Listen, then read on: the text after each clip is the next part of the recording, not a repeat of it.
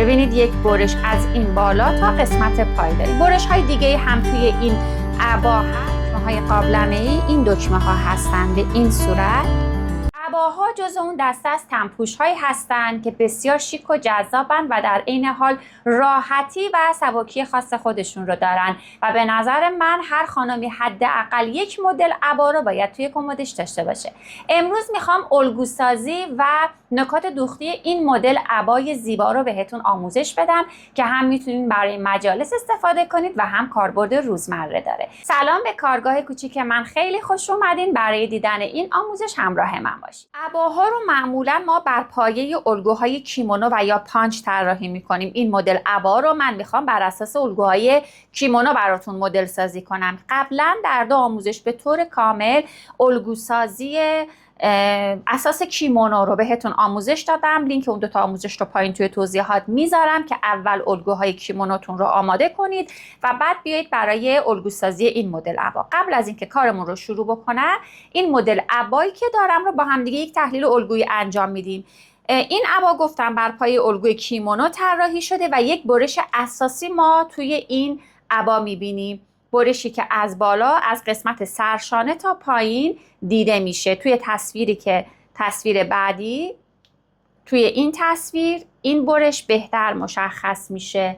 ببینید یک برش از این بالا تا قسمت پایین داریم. برش های دیگه هم توی این عبا هست. یک برش در قسمت زیر سینه و یک برش هم در قسمت آستین ها که این برش آستین ها اجباری نیست و برای تزیین بیشتره، ولی برشی که در قسمت سرشانه تا پایین و زیر سینه هست اساس الگوسازی این عبا رو تشکیل میده.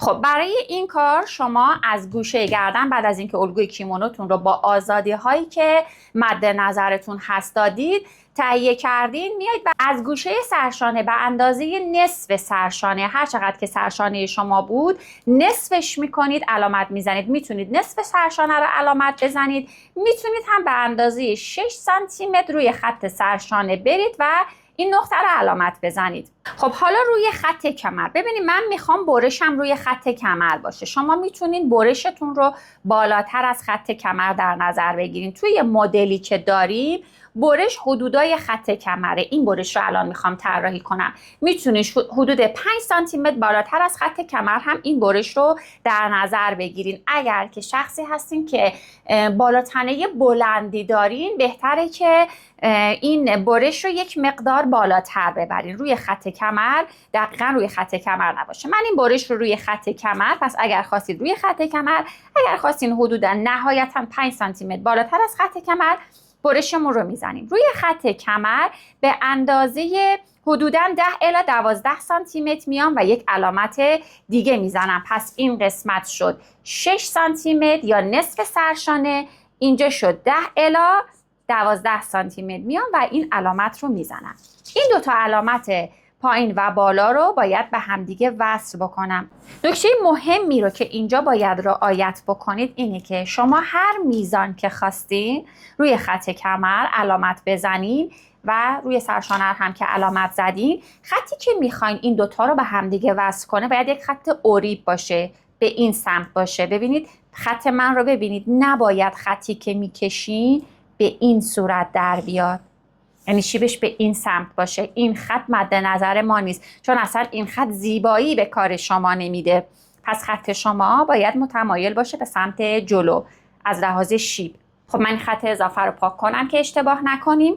حالا این سبک عبا رو ببینید، این هم همون مدل عباه، منتها قسمت جلوش یک مقدار حالت داره. شما اگر خواستین که مثل مدل اول باشه، قسمت جلوش صاف باشه، خب همین تکه جلو رو ما برش میزنیم. اما اگر خواستین مثل این مدل باشه، شما کافیه که روی این خطی که اینجا علامت زدید به اندازه 2 تا 5 سانتی متر دیگه کاملا سلیقه‌ای، از اینجا به اندازه 2 تا 5 سانتی متر بالا برید و علامت بزنید. فقط حواستون باشه هر چقدر بیشتر بالا برین، زاویه‌ای که اینجا بعدن قرار دوخت بزنین زاویه تیزتریه و ممکنه اگر مبتدی هستین مراحل دوختش براتون یک مقدار سخت‌تر باشه. پس این نکته رو حتما مد نظر قرار بدید. قسمت جلوی لباس شما میتونه هم به صورت چیندار، به صورت پیلی یا به صورت ساده باشه. الان من هر سه مدل رو بهتون نشون میدم. ببینید توی این مدل شما هیچ چینی رو در قسمت زیر سینه نمیبینید، پس نیازی نیست هیچ فضایی رو ما در قسمت جلو ایجاد بکنیم. اما توی مدل بعدی که بهتون نشون میدم، توی این مدل ببینید در قسمت زیر سینه یه سری چینهای ریزی وجود داره. اگر خواستین مدل شما در قسمت زیر سینه به این صورت باشه، حتما باید یک فضایی رو به قسمت جلو بدیم. حتی ممکنه این فضا به صورت پیلی باشه. ببینید این فضا رو اینجا در این مدل، این همون مدله، فقط در قسمت زیر سینه شما یک فضایی رو به عنوان پیلی میبینید که حتما برای این مدل که پیلی داره یا چین داره شما باید یک فضایی رو در قسمت جلو بدید که الان من مدل چیندار یا پیلیدارش رو بهتون آموزش میدم. پس اگر خواستین چین یا پیلی داشته باشه، از خط مرکز جلو به اندازه 10 الی 12 سانتی متر هر چقدر که اینجا رفتین بیرون داخل الگو شدین، همون مقدار هم بیرون بیایید و علامت بزنید. حالا انتهای این علامت رو وصل میکنم به این علامت 2 سانتی که اینجا داشتم. اگر که میخوام این مدل رو داشته باشم، انتهای این علامت رو وصل میکنم به این نقطه، یا حالا ممکنه بالاتر باشه دیگه، حداقلش 2 سانته. اگر این قسمت جلو رو هم ندارم که این قسمت رو وصل میکنم به این صورت و موقعی که خواستید برش بزنید این تکه بالا برش میخوره، حالت نوک‌تیز. اگر که مدلی رو که بهتون نشون دادم رو خواستین، اگر هم که نه که دیگه کلا این خطوط سبز رنگ نیست دیگه. اگر میخواین یک خط صاف باشه مثل مدل سوزندوزی اول، اصلا دیگه این تکه سبز رنگ، این قسمت سبز رنگ رو دیگه شما این قسمت بالا رو ندارید و فقط این اضافات جلو رو باید ایجاد کنید. خب این علامتی رو که، این خطی رو که من اینجا کشیده بودم تا پایین به صورت یک خط صاف ادامه میدم. یعنی اگر اینجا 10 الی 12 سانتی متر، پایین لباسم هم 10 الی 12 سانتی متر. نکته‌ای که ابتدای کار فراموش کردم بهتون بگم اینه که شما ابتدای کار بلندی عباتون رو در نظر میگیری، یعنی به قد کیمونوتون اون بلندی مورد نیاز رو میرین. از سرشانه تا پایین هر چقدر که خواستین بلندی لباستون باشه، الگوتون رو بر اساس اون بلندی باید ابتدای کار رسم بکنین.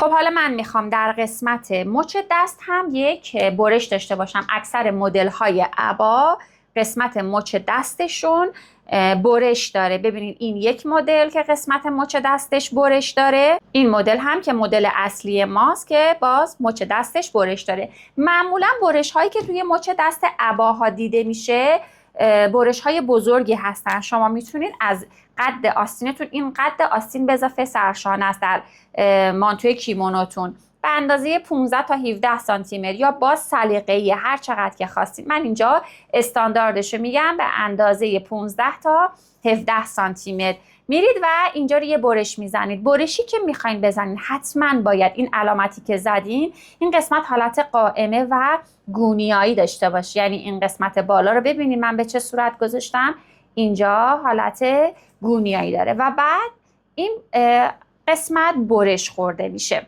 خب حالا من میخوام یک مقدار آزادی های این عبا رو بیشتر بکنم. موقعی که میخوایم الگوی عبا رو بکشیم در حالت اولیه، ما الگوی کیمونو رو بکشیم در حالت اولیه، ما یک مقدار آزادی به الگوی کیمونومون میدیم. بهترین آزادی که شما میتونین به کیمونوتون بدین وقتی که دارین رسم میکنین، این قسمت پایین به اندازه 1/4 دور باسن به اضافه 5 سانتی متر یک آزادی خیلی خوب و مناسبیه. حالا باز من میخوام برای این عبا آزادی بیشتری در نظر بگیرم. از این خط پهلو به اندازه 5 تا 10 سانتی متر. باز این مقدار میتونه سلیقه‌ای باشه. هر چقدر که جثه‌ای که دارین فردی که دارین براش عبا میدوزین جثه بیشتری باشه، شما قاعدتاً باید عدد بیشتری رو اضافه کنین، چون عباها آزادیشون از مانتوهای کیمونو بیشتره. خب شما از این قسمت، از این لبه به اندازه 5 تا 10 سانتی متر میایید و به قسمتی که برش زده بودید مچ آستینتون رو وصل میکنید. این خط هم باید یک خط اوریب باشه به این صورت. حالا من میخوام یک مقدار پهلوی عبا رو جمع‌تر بکنم.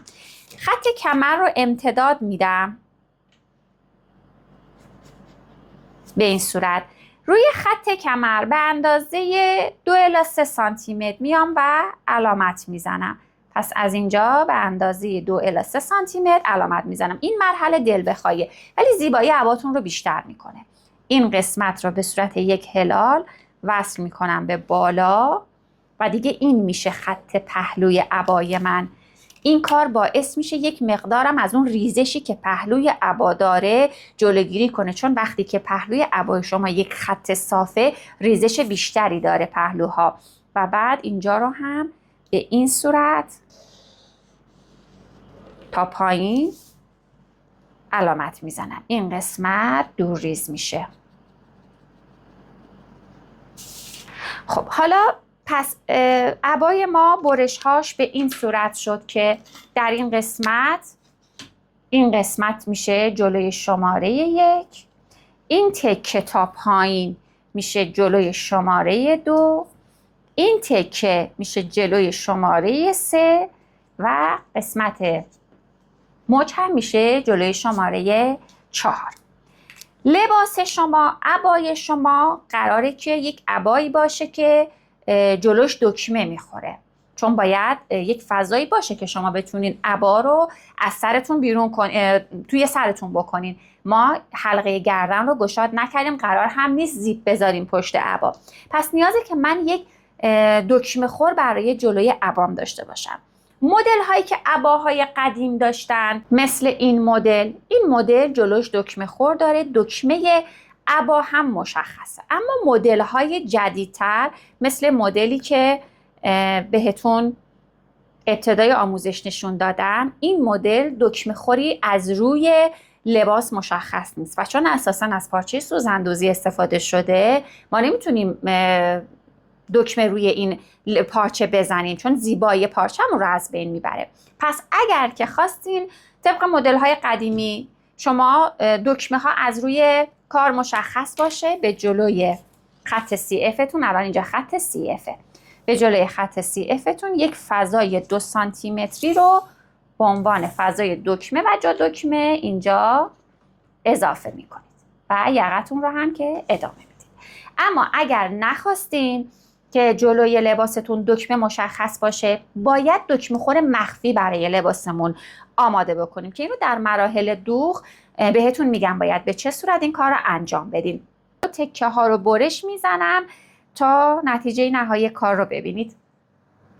قسمت های مختلف الگوی جلو رو برششون رو انجام دادم. برای قسمت پشت ما نیازی به تغییرات در قسمت پشت نداریم. شما همون الگویی که برای قسمت پشت کیمونوتون طراحی کردیم، ما موقعی که اساس الگوی کیمون رو رسم می‌کنیم یک الگو برای قسمت جلو و یک الگو برای قسمت پشت در نظر می‌گیریم. الگوی پشت رو نیازی به تغییرات نداریم، فقط یک تغییر نیازه.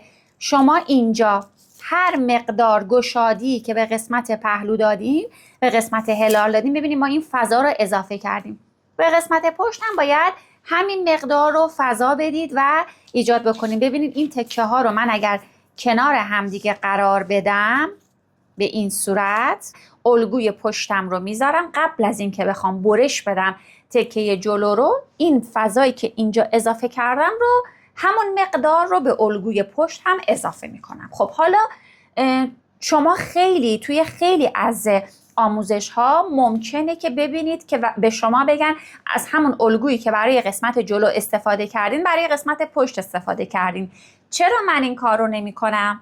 اگر که ویدیوی آموزش رسم الگوی کیمونو رو دیده باشین، اون ویدیویی که توی کانال گذاشتم، حتما متوجه این نکته میشین. اگر بیایم از همون الگویی که در قسمت جلو برای قسمت پشت استفاده کنیم، بعد از اینکه عباتون رو دوختین سرشانا به سمت عقب کشیده میشه.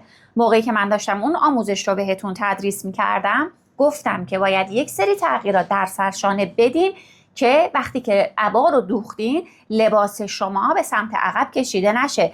عبا به خاطر خاصیتی که داره، به خاطر فرم گشادی که داره، اگر اون نکات رو درش رعایت نکنید قطعا لباس شما، سرشانه شما به سمت پشت کشیده میشه. پس باید از الگوی مخصوص پشت استفاده کنیم و این کلا اشتباهی که بگیم الگوی جلو رو بیاریم، فقط همین اضافات پهلو رو بهش بدیم و استفاده بکنیم برای قسمت پشت عبا.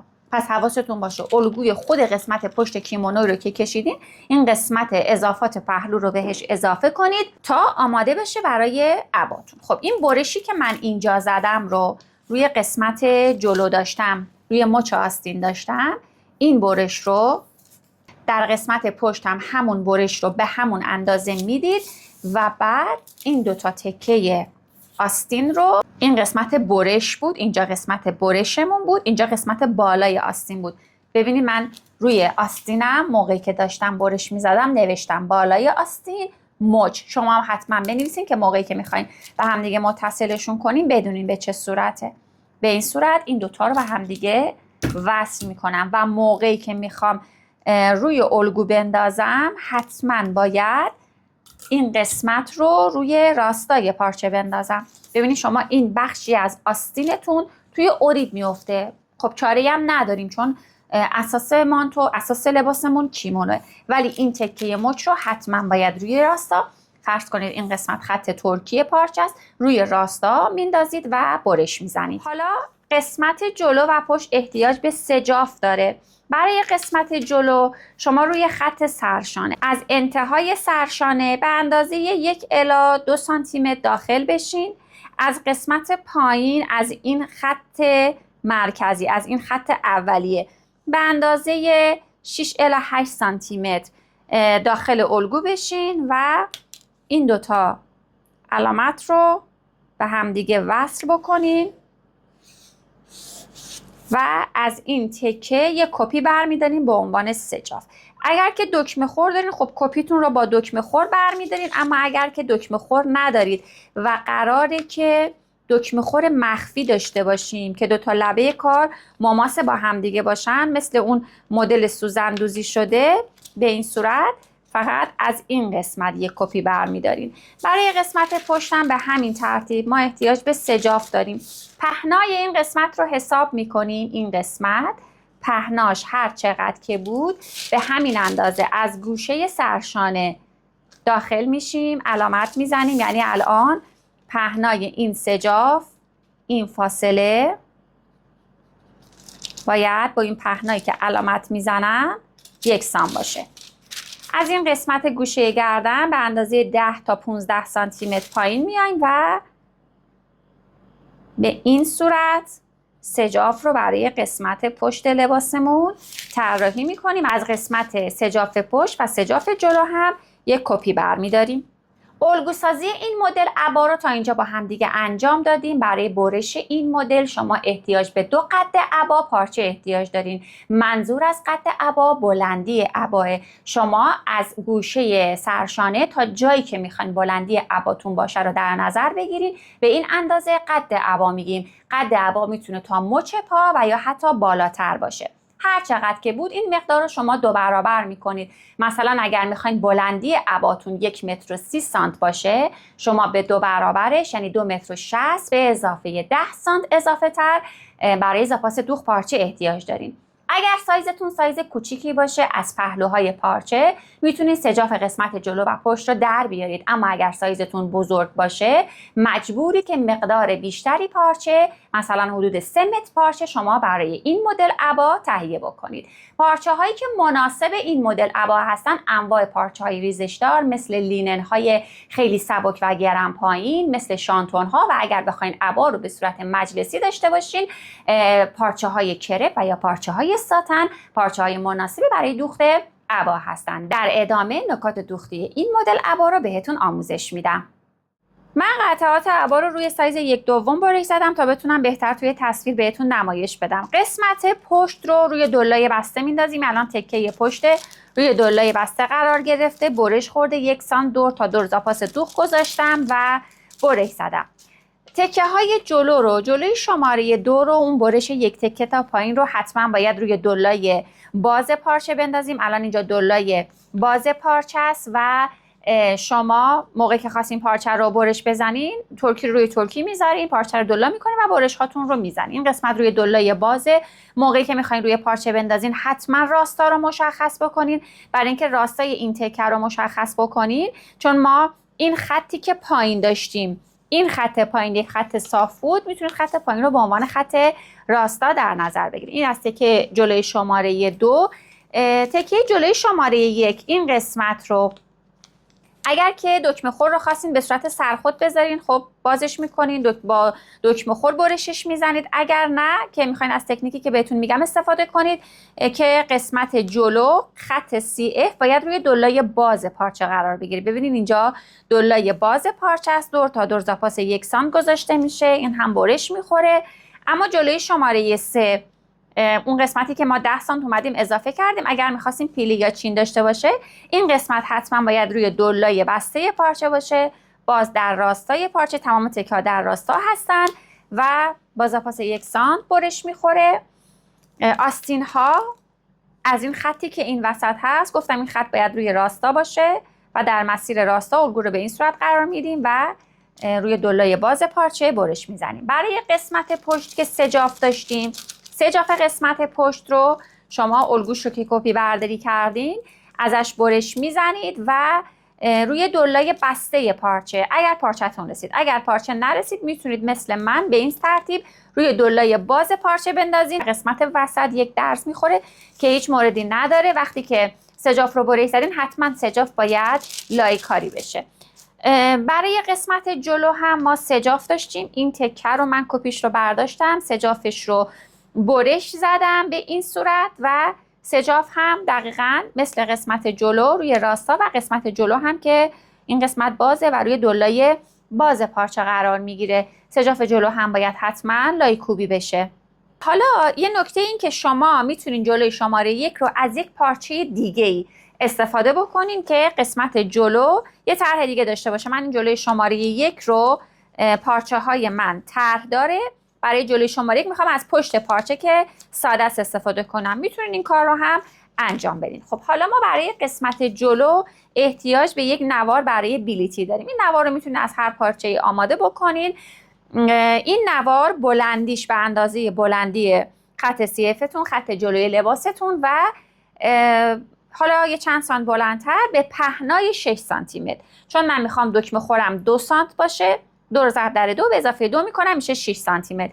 این رو یک لایی میزنم و بعد از قسمت وسط این رو تا میکنم به این صورت و اتو میزنم که بعد میخوام به عنوان سجاف مخفی یک دونه احتیاج داریم، چون باید به یک سمت فقط دوخته بشه. 2 تا نوار هم احتیاج داریم. حالا این نوارها دیگه حد اقل مقداری که باید داشته باشن بلندی 50 سانتی متر باید باشن.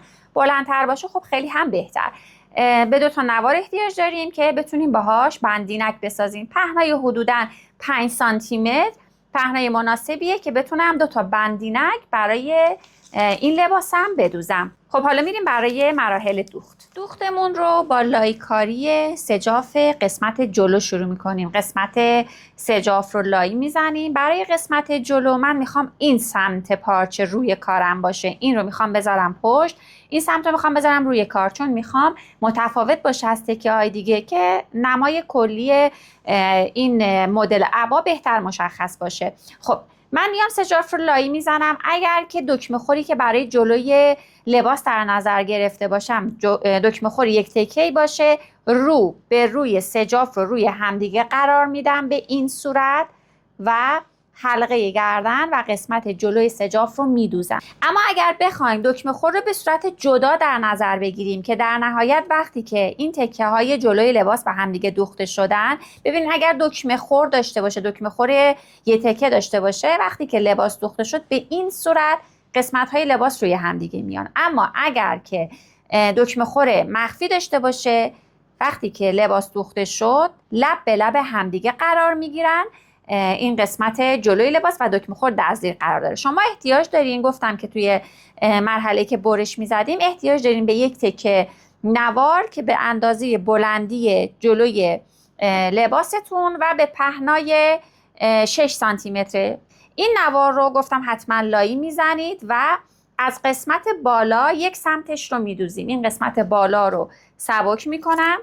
ببینید از پشت کار من با رنگ مشکی دوختم که مشخص باشه و این قسمت رو برمیگردونم. پس فقط یک سمتش دوخته میشه و از وسط هم که تا میکنیم به این صورت. حالا این دکمه خور قراره به این صورت این زیر قرار بگیره.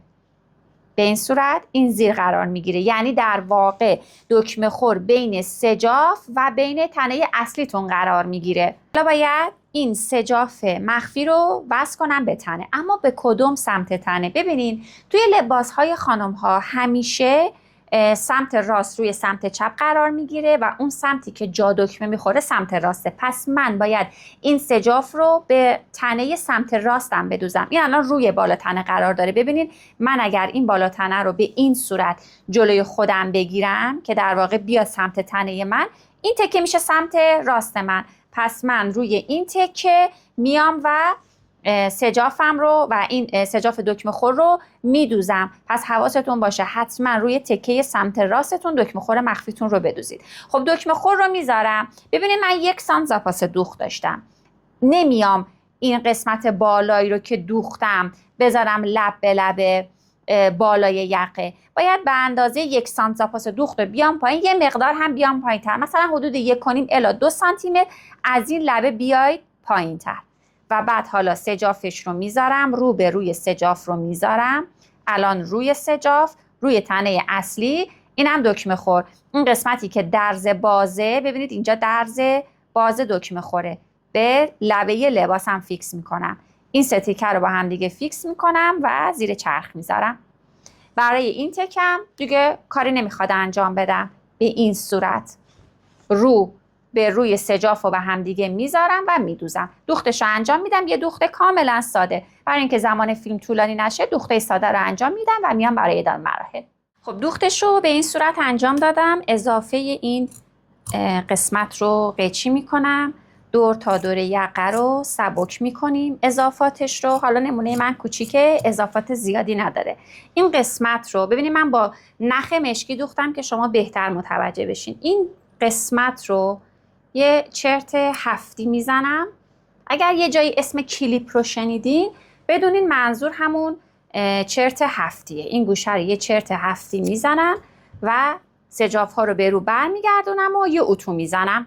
خب اتو کاریش رو انجام دادم. یه نکته بهتون بگم، قبل از این که بخواید سجاف ها رو بدوزین به تنه، شما باید قسمت بیرونی لبه بیرونی سجافتون رو حتما تمیز دوزیش رو حالا به هر روشی که بلدین انجام بدین. و نکته مهمی دیگه این که این نواری که به عنوان بیلیتی دکمه مخفیتون استفاده میکنین باید تناسب داشته باشه با پارچه اصلیتون. الان نواری که من استفاده کردم یه نوار خشکه، پارچه نخیه. ببینید یه مقدار حالت فرم قشنگی نداره. خب بخاطر اینکه نمونه آزمایشیه، ولی شما حتما موقعی که دارین نمونه اصلی رو دوخت میزنین به تناسب پارچه ها دقت کنید. حالا ببینید این تکه میاد روی این تکه قرار میگیره و شما روی این بلیتی که اینجا دارین، روی این دکمه خوری که اینجا دارین، اینجا جا دکمه‌تون رو میزنین.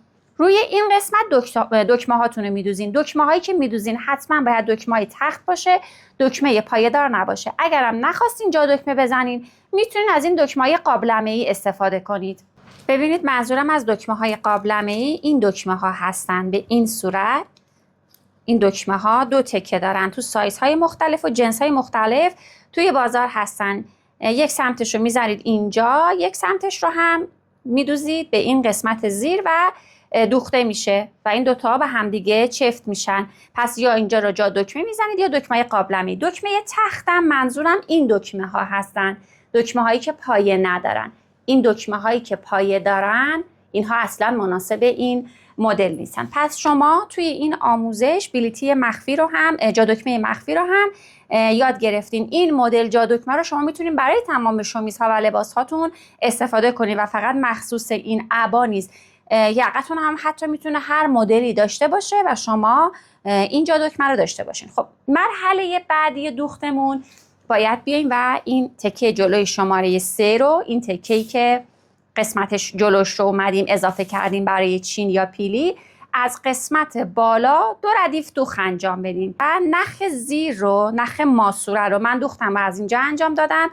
نخهایی که این زیر قرار دارن میشه نخ ماسوره. خب من این نخهای زیر رو میکشم، چینکش میکنم به قدری که به اندازه این 2 تا تکه در بیاد. این 2 تا تکه رو اینجوری لب به لب همدیگه قرار میدم. اگر دکمه خورم مخفیه، اگر که روی همگرد دارم خب باید به اندازه روی همگرد روی هم قرار بدم، ولی الان دکمه خور من مخفیه، به این صورت کنار همدیگه قرار میدم و قسمتی که چینکش کردم رو به قدری چینکش میکنم که اندازه پایین تکه بالا در بیاد.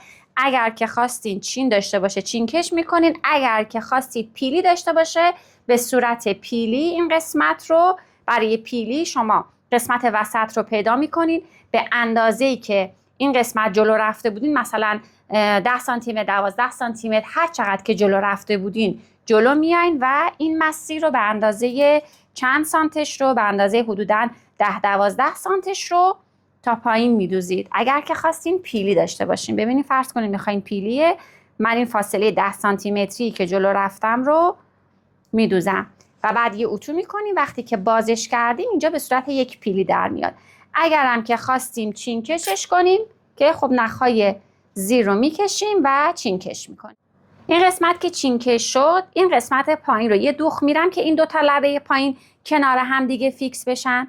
حالا این تکه رو به این تکه میدوزم، رو به رو قرار میگیره. این رو میارم به این صورت، الان اینجا رو، اینم رو، روی همدیگه قرار میگیرن و این لبه بالا و پایین رو به همدیگه میدوزم. خب دوخت رو بزنید، قسمت پشت رو تمیزدوزی لبه رو انجام بدین، یه اتو بزنید. فقط اگر چین دادین حواستون باشه اتو رو روی چینها اگر بذارین چینهاتون میخوابه. اگر که میخواین چینها نخوابه، حالت پف داشته باشه، اتو رو روی چینها نذارین. اتو رو این لبه فقط روی دوختتون بذارین، ولی اگر خواستین پفش بخوابه میتونین اتو رو روی چینها هم بذارید. خب حالا باید جلوی شماره 2 رو این تکه رو وصل بکنم.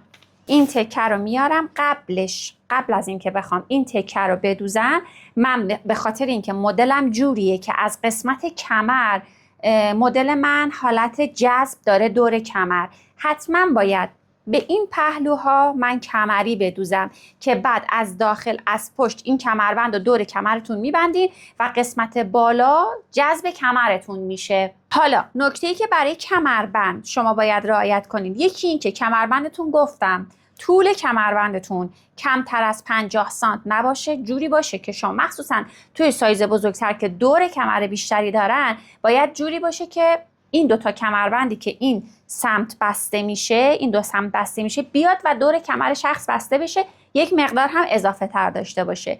نکته دوم این که کمربند شما پهناش هر چقدر که بیشتر باشه، فضای بیشتری از این قسمت جمع میشه، نقطه‌ای جمع نمیشه. شما اگر یک کمربند باریک مثل این بندینک استفاده کنین، وقتی که لباس رو توی تنتون کردین فقط این نقاط کشیده میشن و دور کمرتون جمع میشن، نقطه‌ای کشیده میشه. ولی وقتی کمربندتون پهن باشه، فضای بیشتری از کمر و بالا تنتون جمع میشه و زیبایی بیشتری کارتون داره. پس شما کمربندی که استفاده میکنید پهناش از 4 سانتی متر دیگه کمتر نباشه. حداقل پهنایی که برای کمربندتون از کار در اومده و دوخته شده، یعنی کمربندتون رو دوختین، 2 سرش رو دوختین، برگردوندین، اتو کردین، حداقل مقداری که این پهنا داره پهنای 4 سانتی متر باشه که این قسمت رو خیلی خوب جمع بکنه. خب حالا شما اول این کمری ها رو به این قسمت وسطش رو پیدا میکنین، روی این درز میذارید، احتیاج به دوخت نداره. این کمری باید به سمت داخل باشه. از روی کار ما کمری رو دیگه نمیبینیم. این رو اینجا فیکس میکنین، این رو هم همینطور. یعنی شما اگر کمربندتون پهن بود باید وسطش رو بذارین رو درز دوختتون، اینجور نباشه یه ذرهش بالا باشه بقیهش پایین باشه. تصاویر رو رعایت بکنید که در نهایت کار شما یک کار بدون نقص در بیاد. به این صورت.